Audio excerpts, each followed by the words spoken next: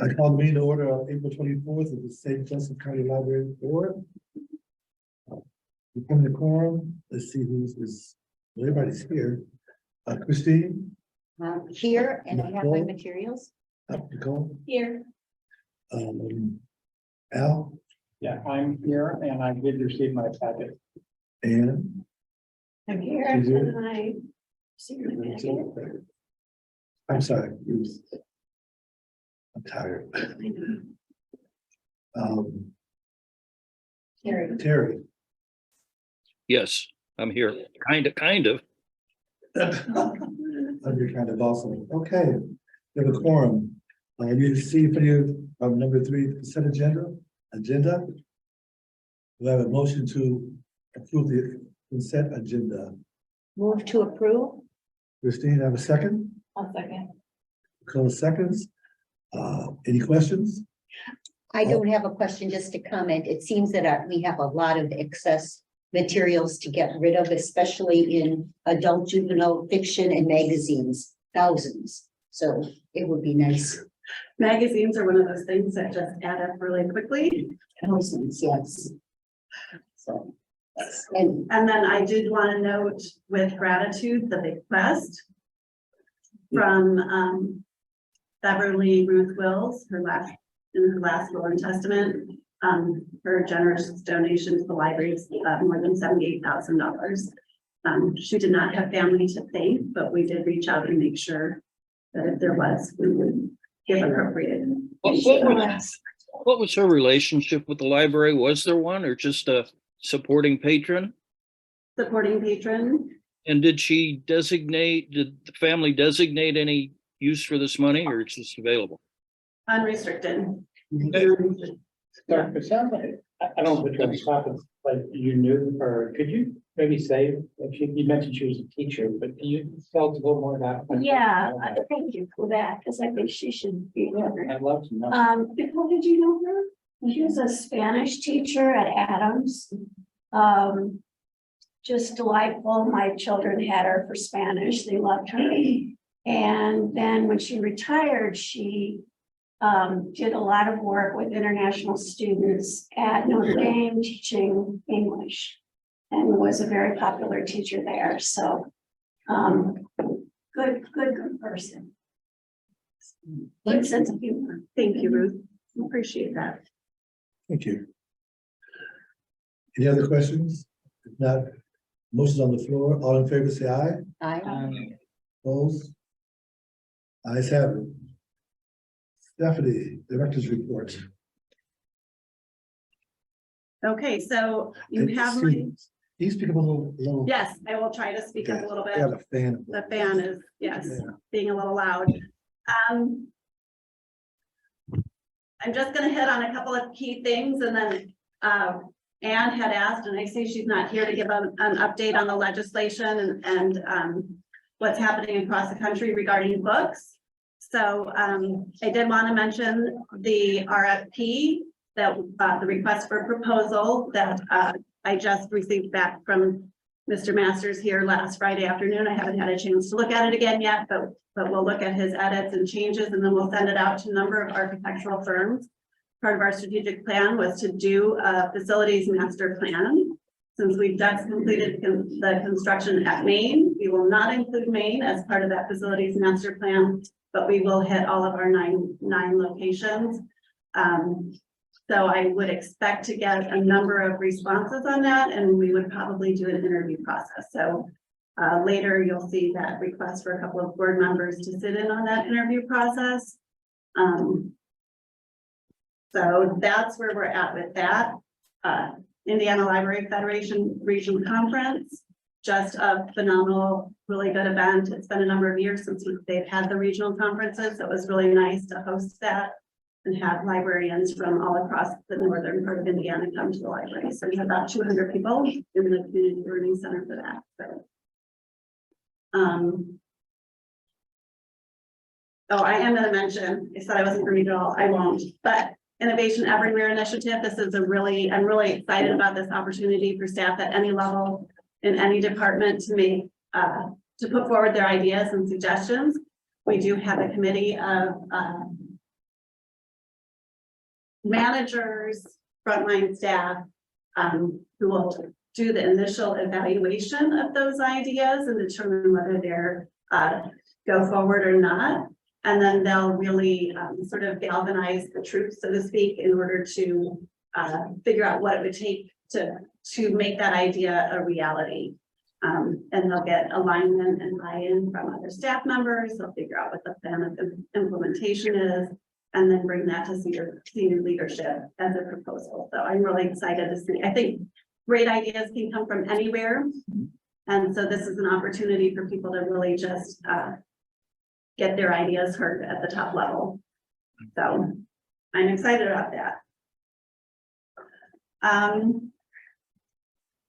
have not heard anything today, but SB 12, we do now know did not get heard in committee, so that died there. There was an attempt to introduce the language as an amendment to an education bill in the House. And ILF really was supportive of the language that said you have to have a reconsideration process, which is something that pretty much every library has anyway. So you have to have a board approved reconsideration process. Fine, let's do that. What they were opposed to was the language that took away some protections for librarians and would make it possible to prosecute librarians. It takes away the educational sort of protection that librarians have. So Representative Baining did something which is kind of unusual. He allowed 4 hours of testimony, both for and against that amendment. They don't usually hear testimony on amendments. Most of that was in opposition to the amendment. So the amendment was not attached. There was some concern that it would be attached to something else in the House today, but I have not heard anything more. I do think if it doesn't pass, we'll hear it again next year. Just across the country, and I know Marvin shared out a couple of articles. Yesterday, there was a CBS News piece on the attempt to ban books across libraries. And really, and they invited Moms for Liberty, which seems to be like a core national group that is really seriously looking at books across, particularly in schools, but also in public libraries. So I did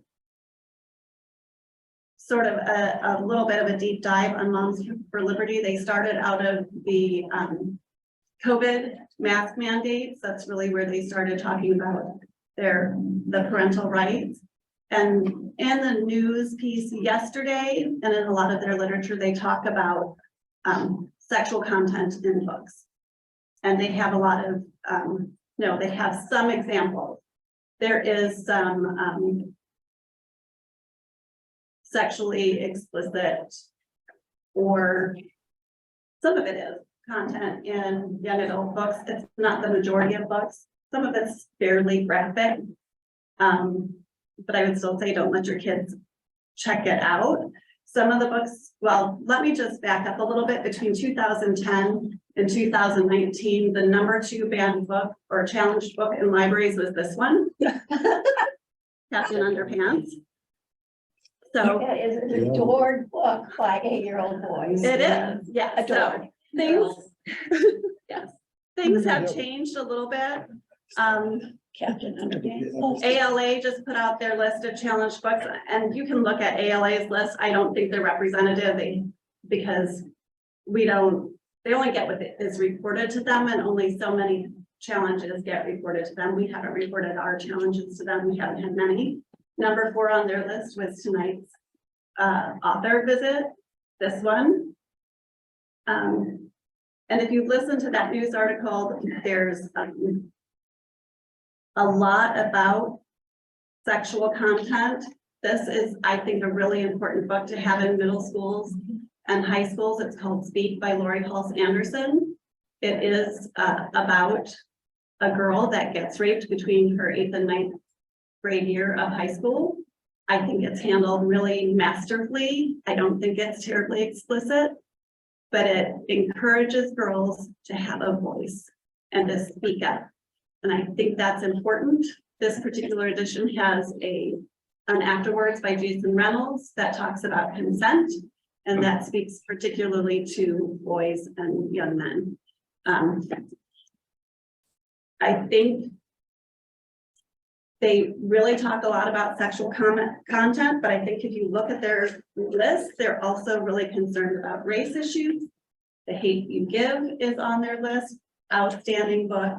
Jason Reynolds again, All American Boys, about a young Black man that is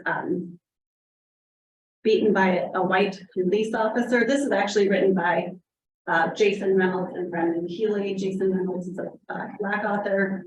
Brendan Keeley is a white author, and they go back and forth for views of this, views of the story.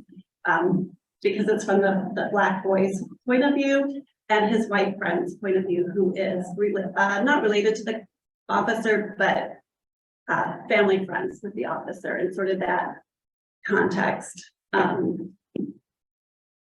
Anti-Racist Baby makes the list. Let's see. Anti-Racist Baby doesn't see certain groups as better or worse. Anti-Racist Baby loves a world that's truly diverse. This makes the list fairly regularly. This is a book that is on, and Everybody's listening. it's prohibited from being taught in schools in Florida. There was an introduction of legislation, I think, at the federal level that didn't go anywhere. It's a series of essays by academics that talk about the history of slavery and racism in our country. My husband, who has a master's degree in American history, who would not in any way, shape, or form describe himself as progressive or liberal, is reading this book and finding it, he doesn't love every essay in it, but finding it extremely, extremely interesting, and is reading bits out loud to me. Interesting. It's a little bit hard to find. Moms for Liberty has lists that are out there. It's hard to find ones that are branded and specifically by them. I did find this list, and they're going and they're looking at school libraries. Stephanie, just yesterday, it showed up on my Facebook page. Moms for Liberty. I deleted it immediately. Once I read it, I was like, who are these people? And it just showed up on my feed. Yeah, So they're getting their word out somehow. they are. So some of their books that are on this list here. Feelings by Eliki. Is that how you say his name? It's an older author. His books have been around forever. Full of anger, hate, and other negative emotions. It's a book about feelings. First Nations of North America for second grade. They say the text is not appropriate. The Buffalo Back. They say the text is not appropriate. There are negative comments about the government and hating Native Americans and killing all the buffaloes. Johnny Appleseed for second grade. Text is appropriate? No, the story is sad and dark. Johnny Appleseed? Right. Yeah. By Johnny Stephen Appleseed. Kellogg, yes. Martin Luther King Jr. and the March to Washington for second grade. Text is not appropriate for photographs of political violence. The Story of Ruby Bridges, second grade. Themes of segregation and racism are not appropriate for this age group or grade level in which 7 and 8-year-olds do not yet have the maturity or capacity to think critically. I believe Ruby Bridges was about 7 or 8 years. 7 years. And you know, in Florida, they banned the movie. They tried to ban the movie. They had a Yeah. hearing, and the person that they could complain never showed up. So the movie's now in circulation. So if you've ever known a third grader, this is unrelated. Shark Attack. Not appropriate. Graphic illustrations. If you have a third grade boy, I'm telling you, he's reading. Shark Attack. Also third grade, not appropriate. Quotes pulled out of the book, the Indians were pushed off their land and were often treated badly or killed. Another quote, in 1921, the United States government passed more laws limiting the number of people who could enter the country. These laws were unfair and later changed. Another quote, sadly, new arrivals are often poorly treated by other Americans just because they look or act differently. To me, these are facts in a book. Hatchet is on here as not appropriate. Understanding Greek myths, not appropriate. Gifts from the gods, ancient words and wisdom from Greek and Roman mythology, not appropriate. So, and that it varies. Moms for Liberty has groups all over the country. Looks like they're in the fourth channel. Yes, and brings me to that there is some in, and I don't know that this is directly related to Moms for Liberty, but there's one of those for each of you from one of our council members. Thank you. So, PEN America, which I can't remember what they look more at school libraries. And again, lots of public talk about obscenity, but the fact of the matter is they're not just going after obscene books, they're going after all of these other books as well.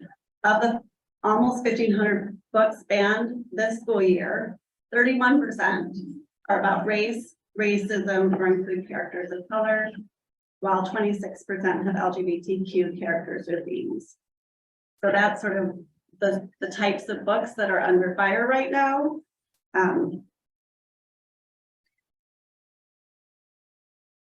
Neil Gaiman has a really great quote, and I don't have it in front of me, and I wish that I did, but about the need to defend the indefensible when it comes to books. You have to defend the books you hate, and you have to defend the books that you love, because laws are not so nuanced. So I think it's important that we continue to offer books for everybody. We do have the pro-Trump books, we have anti-Trump books, we have how to raise your kids as a really traditional Christian family. We have books on how to raise your family as a same-sex parent couple. We have books on Buddhism, Hinduism, Christianity, Wiccan. I mean, all of it. Judaism. Yeah, couldn't remember if I said that one already, but yes, we have it all, and I think it's important that the public libraries have all of that stuff. I do think that as more and more of this becomes visible in the public and known through these sort of mainstream news media sources, we are finding more and more people that are supporting public libraries. I was on a call with Urban Libraries Council directors a couple of weeks ago. The woman who runs the Chicago Public Library Foundation was speaking with us, and she said, for the first time ever, people are finding their website. They can see from the Google searches, how are people getting directed to their website. Help public libraries is a more and more common Google search. So I think that's sort of the upside of all of this. I think as awareness builds, we'll find more and more support for public libraries. How about this? Amy Drake. I'm sorry, who was it? Amy Drake, Amy Jo. and you can sign up for her email if you're interested. So I have a political question. You can't answer a political question. Maybe, depends on what you mean by political question. Jim will guide me here if necessary. He'll tell me to keep my mouth shut. I'll advise you. Your advice. Because our appointments are by the county commissioners. Yes. Commissioners, council, school boards. Okay, so is at some point, will we be subject to their whims if the tides change to our appointments? They do have the ability to make appointments. There is a library director in Michigan who rewrote with his attorney, his contract, so that if he was fired for not, for upholding the Constitution, so essentially not with removing books from the library, that his severance would be 3 times whatever the standard severance is. So that's sort of a preparing for worst case scenario kind of thing, but he's protecting himself and the library should his board appointments be non-library supporters. Who's the county commissioners? Me. And I'm one of them. Yes, Right. I never remember. I always have to look it Is up. it Ann? And And But I am a for a joke every year. But is it Ann? Okay, I'm one also. Oh, I think. yeah, It's on our- there's one- it's So was this in a? to her email list. I'm one too. now, I don't think that there's anything explicit in the statutes that allow the appointing authority to remove you grounds. The only ground that I know is if you miss X number of a certain number of meetings in a row, or if you were to move outside of the library district. But if the term expires, Well, yeah, term expires. Marvin, you're. You know, point about a point. But I mean, in terms of removing somebody in the middle of the term, I think the only thing the statute refers to is if you moved outside the library district, you would lose your position. And if you miss, I can't remember if it's 5 or 6 meetings in a row without excuse, like illness or something, then you lose your seat. But I don't think there's anything in the statute that allows the appointing authority to remove you for cause.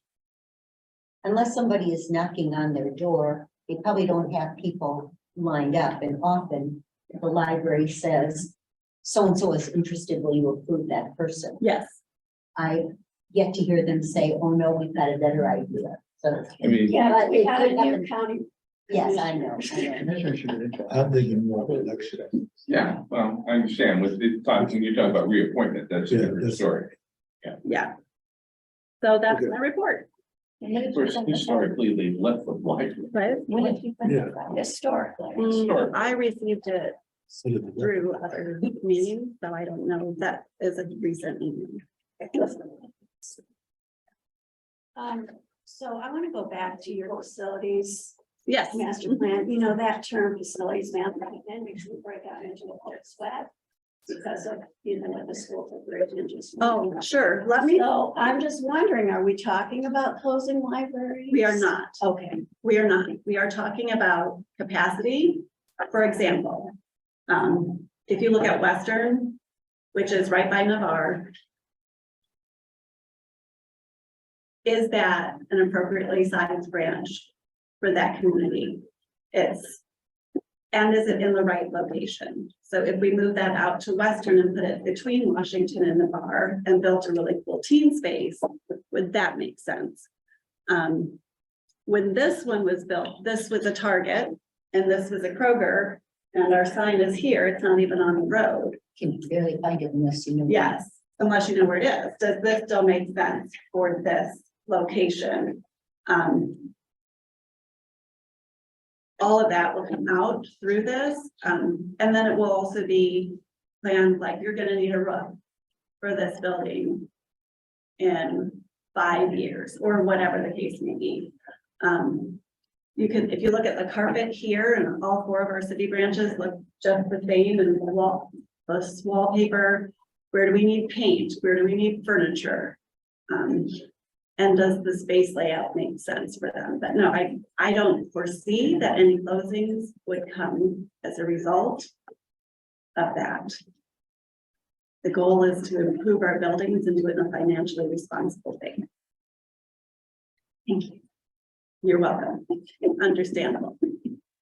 Any other questions for Stephanie? Well, mine sort of spans Stephanie's report and Jenny's report, and it has to do with the closing of Main and Wayne and how that's affecting usage downtown. So, I don't think that, You haven't noticed anything because it doesn't there wasn't a lot of parking on the lot anyways, and it doesn't affect any of the cars. So you can still get all the cars, even Studio 304, which is largely used by patrons who Know where it is. that location. Okay.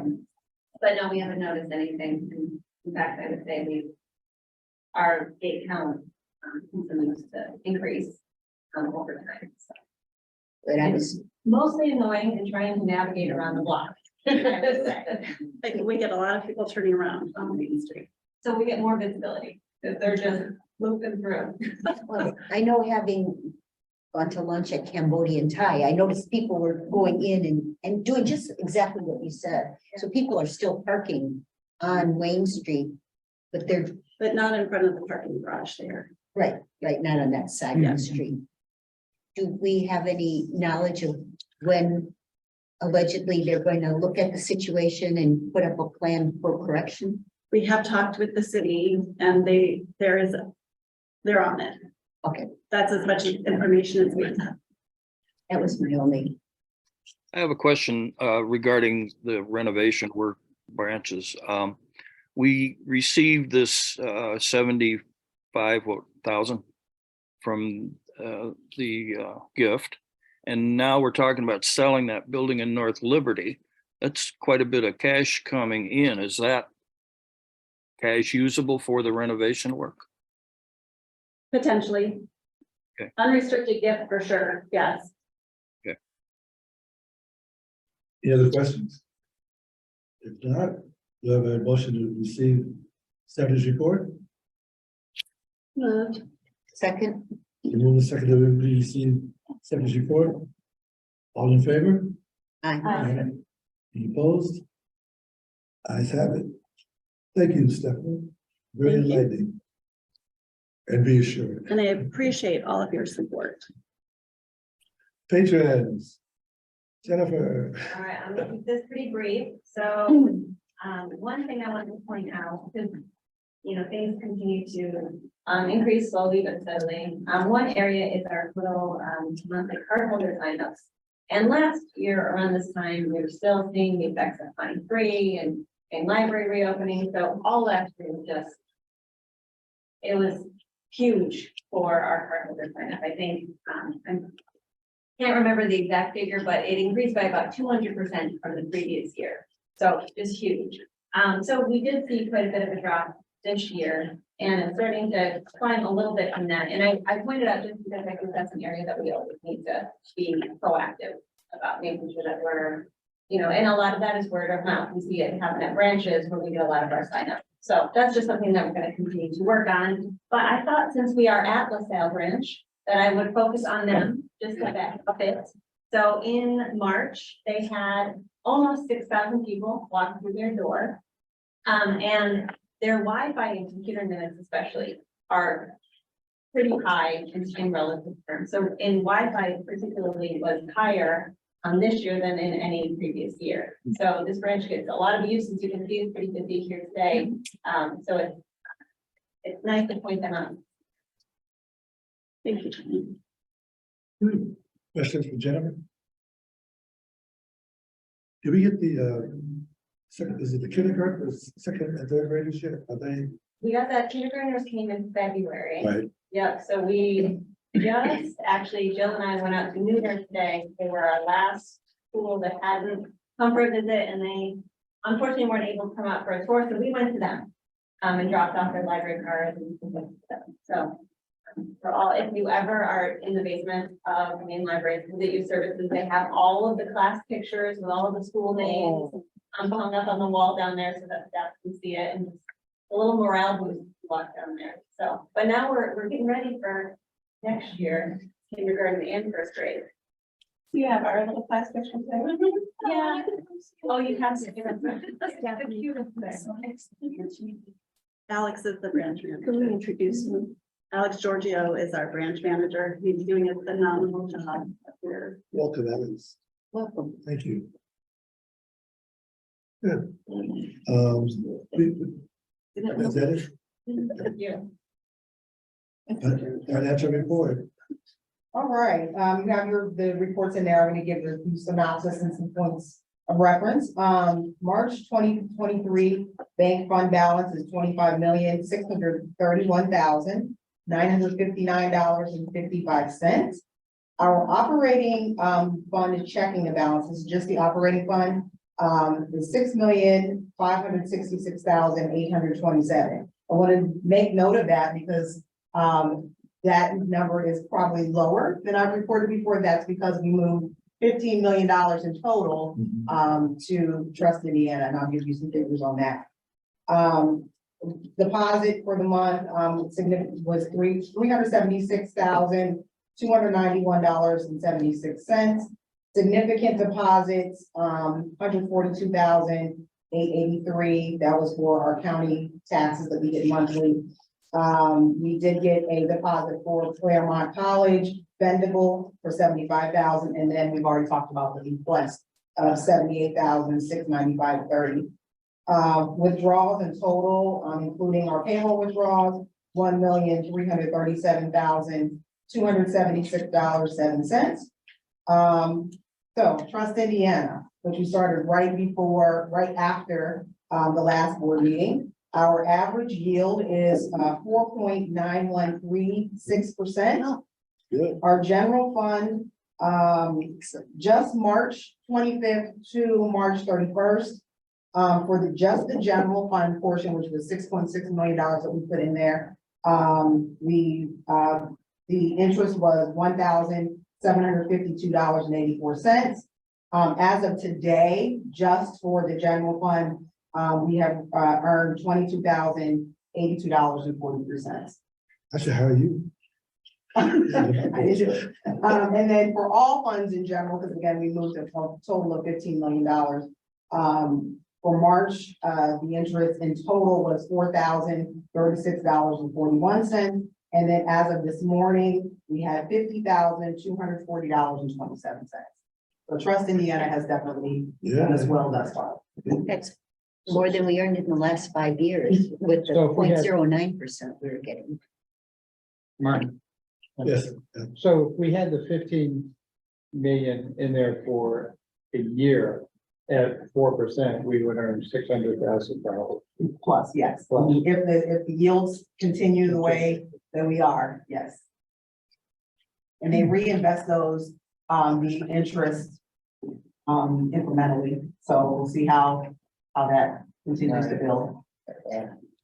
So I take it that being a no fine did not hurt us at all. This more than makes up for it. I would say it would. All right, I'm good. Do we need to accept your report? I think. So moved. So move. Second. Both of them, Are you first two? Jenny and Sharon. I can't hear you there. You need to approve both of our. Oh, both of reports. them. Oh, I'm Yes. sorry. I move we approve. We'll do a joint motion We here. approve the reports of the general financial officer and the chief engagement officer. Is that right? And second, we still second. I have a motion to approve both the patron engagement report and the financial report. Questions? All in favor, please say aye. Opposed? I think, No opposed? Excuse me, I think you have to do a roll call because we have one virtual. Is that correct? Is that right? Okay. Terry, Yes, thank you. Aye. Christine, Aye. Nicole, Aye. Alan, Aye. and Ruth, Aye. and I vote aye. All approved. Thank you. Heather, is there any unfinished business? No? I have a little aside here. Bendable was mentioned a couple of minutes ago, and I'm a fan. Everybody knows that. And most of you know that we were the kind of beta site for this whole thing. If you've gone to their site lately, there are now 10 locations. It was just us for quite a while. So expanding pretty quickly coast to coast. So we're at the leading edge of something good. Thank you, That's Terry. true. Thank you, Terry. New business, SRC kickoff hours. Jenny, All right, so this is, just. you're gonna have to speak up. Oh, sorry. So we are hosting our summer reading club kickoff party on Friday, the 2nd. It's an annual event that we use to energize and motivate the community to get ready for summer reading. And we're requesting a 24 hours. We'd like to keep the main library and Studio 304 open 5 to 7 on Fridays. We usually the library closes at 5, and the St. Joe Coffee Co. will also be open to serve beverages to the people that are there for the party. You want us to approve that, right? Yes, please. Questions for Jennifer? If not, do I have a motion to approve? Second? A second. Nicole? Excuse Okay, me, I thought, maybe I'm wrong, maybe it's a senior moment, didn't we in the last few months talk about in one of our things, giving you authority, or was that just for the coffee? That's for the coffee co. So Anytime we change hours for our library locations, it needs board approval. for a one-off like this, we can't do Question for Jim. Mr. Masters there. Could we, I mean, is it possible for us, I mean, I don't mind, you know, Stephanie bringing it to us, but if we wanted to stay late, close early, do something for a one-off event, do we always have to come to the, or can we have something, some general policy that we authorize? It's whatever you want. So I we think the can't do- protocol in the past has been for the director to come to the board and let you know what's going on. If hours are gonna be changed or whatever, in a non-emergency situation. But that's not a part of state statute, that's just a part of our own library policy. I do believe that Okay, the board specifically has purview over the open hours of the library. okay. And we Which would you prefer prefer? knowing why. Yeah, it's not a big deal to bring in. And when you know, the public knows. Right. Okay. okay, we have a motion on the floor, I think, yes. To SRC, change the hours for that. I call the roll on that, just to make sure. Terry, Yes, Alan, Yes. Christine, Aye. Nicole, I, and Ruth. oh, you're just jumping around. I know. I feel better now. Keeping us on our toes. And I vote aye. Okay, it's been passed. So you get your hours there. Committee appointment. So I'm looking for two Oh, board so two members votes. Okay, who might be willing to do interviews should we get to that point. and how much time are you talking about? Couple of interviews, it's probably depends on if we do 2 or 3 people. I would say 2 hours per presentation / interview plus prep time and discussion time after. This is for the. I'm happy to, you know, I'm retired, I'm happy to do one post. Thank you, Alan. So I'd be happy to go. I've done some work with building in the past. I'd be willing if you need it. We got 2. All right. So Alan and Terry have volunteered to serve on the committee with Stephanie. Thank you, gentlemen. Is this your committee? Yes, Okay, then it's not an open door committee. right. It's not a committee that has to have public notice and. Well, it would be interviewing anyway, so it would not, yeah, You gotta go. would not fall under there.